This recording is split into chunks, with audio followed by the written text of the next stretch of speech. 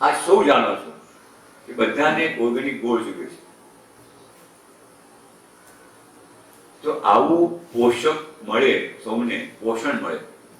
આપણે જો ખેડૂત તરીકે ઝેર જ ખવડાવતા રહેશું તો અમૃત ક્યારે મળશે? બહુ ખવડાવે અને સમુદ્ર મંથનમાં સૌથી પહેલા ઝેર જ નીકળ્યું, એટલે આપણો દોષ નહીં કોઈનો. ઝેર નીકળી ગયું, હવે અમૃત આપવું છે કે બધાને હજી ઝેર જ આપવું છે આપણે? આ સવાલ માટે હું આજે આવ્યો છું. મારો આજનો પ્રવાસ જે 1 મહિનાથી બહાર નીકળવાનું નક્કી કર્યું છે મિત્રો, એની પાછળ એક જ ઉદ્દેશ છે.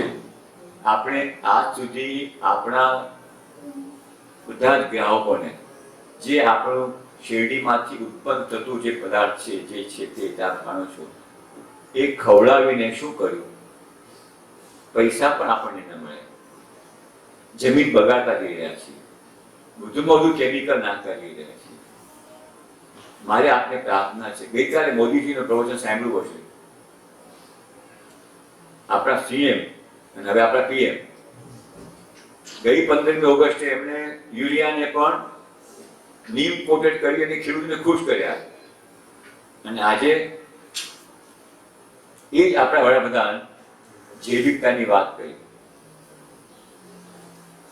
જો વડાપ્રધાન બદલાય તો આપણને બદલવામાં શું વાંધો ભાઈ? હવે તો એ પણ પ્રેરણા આપી રહ્યા છે. મારે આપ સૌને પ્રશ્ન છે, આ આપણો ધર્મ નહીં? ધારો કે આપણે ડોક્ટર પાસે જઈએ, આપણે રોગમાં નિદાન કરવાનું, અને આપણને ઊંધી દવા આપે તો કેવું લાગે? આપણને કેવું લાગે? આપણી પાસે એક ગ્રાહક શાકભાજી લેવા આપે વિશ્વાસ સાથે, શું નામ આપનું? રજનીભાઈ. રજનીભાઈ, ભીંડા છે, હા લઈ જાઓ ને. અને ભીંડા પર આપણે શું નાખ્યું હોય? દવા.